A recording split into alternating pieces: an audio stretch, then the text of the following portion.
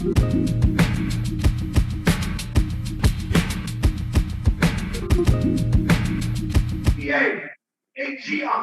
Trahern Cruz. I'm the co-chair of the Green Party of the United States.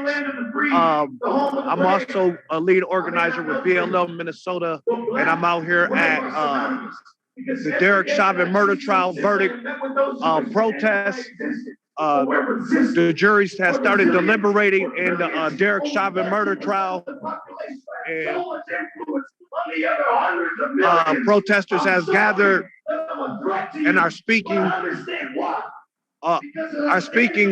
and demanding justice in the Derek Chauvin murder trial. You can see some people driving down the sidewalk there, but we should get a verdict here any day now. Hopefully it'll be tonight. We also got a verdict in the Anthony Trifoletti murder trial. Anthony Trifoletti killed Douglas Lewis.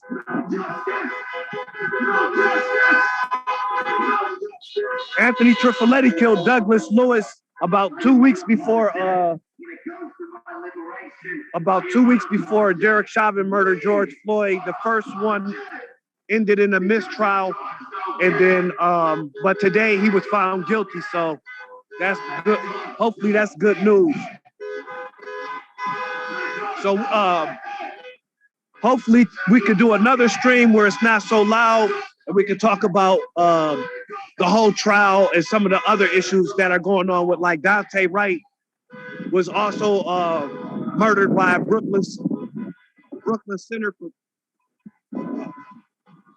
Duante Wright was murdered by a Brooklyn Center police officer last Sunday, so people will be out there tonight protesting too. So there's protests right now downtown Minneapolis, and there's also going to be protests, or they're probably already protesting out in Brooklyn Center for Duante Wright.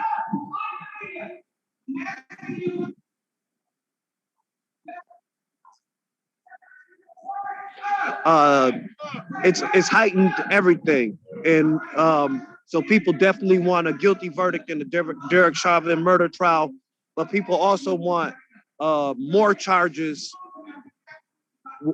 for Kim Potter too. They don't think that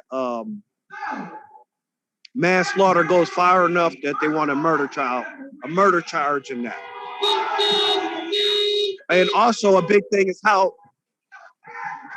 the Governor Walz has allowed the military. They're bringing it Black Lives Matter.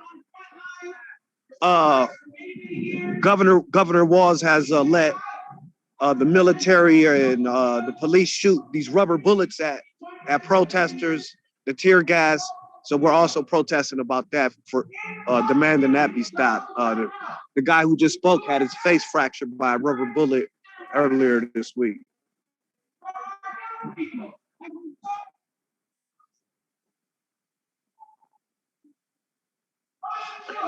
I think it was good for America to actually see how the criminal justice system works, some of the tricks that the defense tries to use, how they tried to demonize George Floyd. People got to see that, how they try to blame it on drugs and things like that. I think people responded to seeing the children on the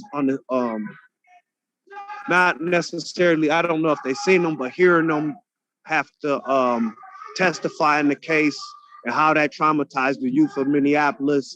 And the pulmonologist, I might be saying it wrong, I think a lot of people responded to that because he was able to get the jury to interact when he was talking about what happened.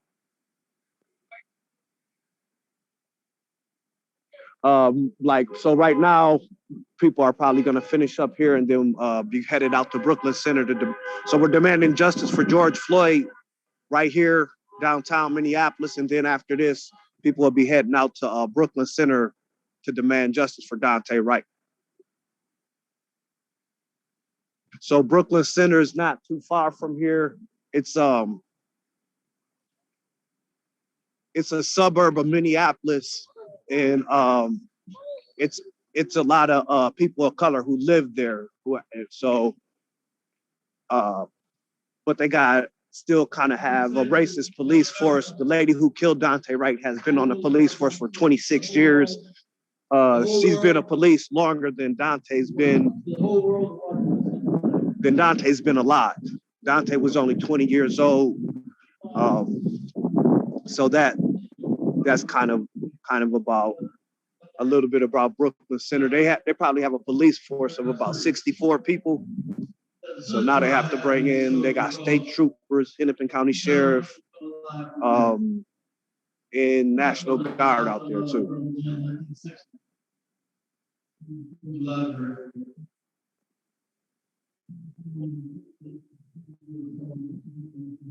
Well, this one is we're early too. So George Floyd died in May 25th. So the weather's different and people in COVID, but now you got Duante Wright and you got the George Floyd situation. So there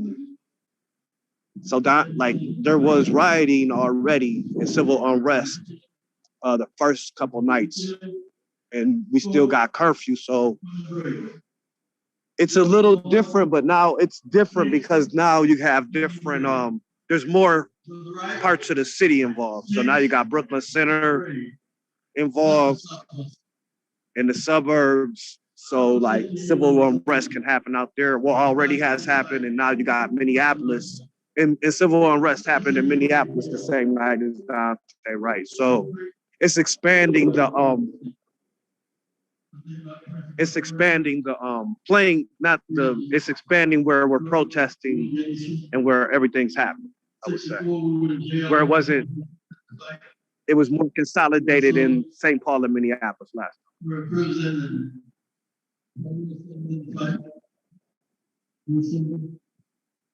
You can always donate to www.blacklivesmattersmn.com, or I encourage people, if you're close by or if you just want to be a part of history, come up to Minnesota right now and get involved in the protests and get in the streets with us.